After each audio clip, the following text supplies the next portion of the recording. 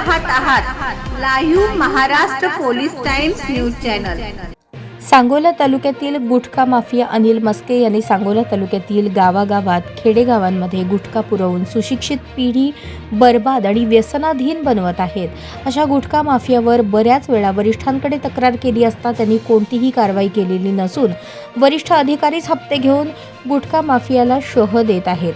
आयुक्त जिंतूरकर आणि भुसे हे अधिकारी पूर्ण महाराष्ट्रामध्ये गुटखाबंदी असताना सुद्धा आपल्या विभागात स्तरावर प्रत्येक जिल्ह्यामध्ये अशा अनेक गुटखा माफियांना तंबाखू माफियांना ठेवलेले आहे। त्यांना महिन्याकाठी हप्ते घेऊन स्वतःचे ते घर भरत आहेत। अशा अधिकाऱ्यांची स्थावर मालमत्तेची, इतर गाड्यांची, जमिनीची, प्लॉटची तसेच कुटुंबाच्या नावावरच्या संपूर्ण प्रॉपर्टीची SIT मार्फत चौकशी करून अशा भ्रष्ट अधिकाऱ्यांना त्वरित निलंबित करावे अशी मागणी करण्यात आली आहे। तसेच अशा माफियांवरती देखील तडीपारीची आणि शासनाच्या विरोधात जाऊन गुटखा विक्रीवरती बंदी असताना सुद्धा अधिकाऱ्यावर आणि गुटखा माफियांवर देशद्रोहाचा गुन्हा दाखल करून अधिकाऱ्याची SIT मार्फत चौकशी होऊन कारवाई होणे आवश्यक आहे।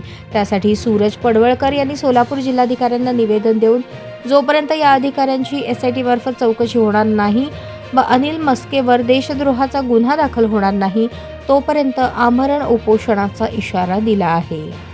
जिल्हा परिषदेचे आमरण उपोषण चालू आहे, तर त्यांचं नेमकं काय विषय आहे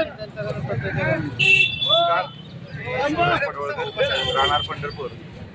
मी मागील सुमारे 6 ते 7 महिन्यापासून सहाय्यक आयुक्त सोलापूर अन्न आणि औषध यांच्याकडे सांगोला येथील सराईत गुन्हेगार आणि गुटखा माफिया अनिल मस्के याच्यावर कारवाई व्हावी या मागणीसाठी अर्ज आणि उपोषण करत आहे। परंतु मागील 6 महिन्यापासून फक्त मला लेखी दिली जात आहे की आम्ही बघतोय, आम्ही करतोय, परंतु कारवाई मात्र काही केली जात नाही। मग आपण आज दिनांक 3/12/2025 पासून मी पुरमगेट सोलापूर येथे माझं बेमुदत आमरण उपोषण चालू केलेलं आहे।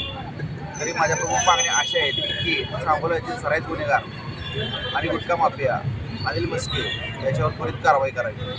त्याचा अवैध गुटख्याचा व्यवसाय जो आहे तो कायमस्वरूपी बंद झाला पाहिजे। तसेच त्याने स्वतः तयार करतो असं आहे म्हणणं आहे का तुमचं? का कसं आहे? कर्नाटक परिसरातून घेऊन आणून आपल्या महाराष्ट्रातील सांगोला, पंढरपूर, वेढा अशा भागात तो विक्री करतो त्याची। आता हे आयुक्त जिंतूरकर आणि भुसे हे त्याच्याशी बांधील आहेत असं वाटतंय का? सहाय्यक आयुक्त जिंतूरकर आणि तिथले FSO भुसे यांना त्या अनिल मस्केच्या मोठ्या प्रमाणात हप्ता येत असल्यामुळे तरी 7-8 महिने झाले कारवाई करत नाहीत ना। तर कारवाई करायला यांना काय अडचण आहे, काय प्रॉब्लेम आहे? वारंवार येतोय, अर्ज करतोय, उपोषण करतोय, माझी दखल घेतली जात नाही। तर माझी आपल्या माध्यमातून अशी मागणी आहे की सहाय्यक आयुक्त जिंतूरकर आणि भुसे यांची चौकशी करून यांचंही त्वरित निलंबन करण्यात यावं। असं महाराष्ट्रामध्ये आयुक्तांनी बरेच माया जमा केली असे असं तुम्हाला वाटतंय का? 100% केली असणार आहे, काहीच विषय नाही। मग का कारवाई होत नाही? मग हे SIT कडे तुम्ही जाणं गरजेचं आहे की नाही? त्याची चौकशी होणं गरजेचं आहे की नाही SIT मार्फत? तो आता आपला ॲक्च्युली सध्या तरी तो विषय नाही आहे। सध्या आमचा हा विषय आहे की सांगोल्यातील अनिल मस्के याच्यावर कारवाई झाली पाहिजे।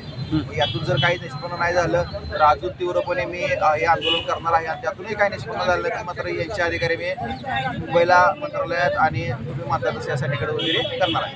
बरं, आणखी एक तुम्हाला एक अजून सजेशन द्यायचं आहे की असे अधिकारी जर भ्रष्ट असतील तर त्या पंतप्रधानाच्या पोर्टलवरती तुम्हाला नोंद करायची आहे, ती केलेली आहे का?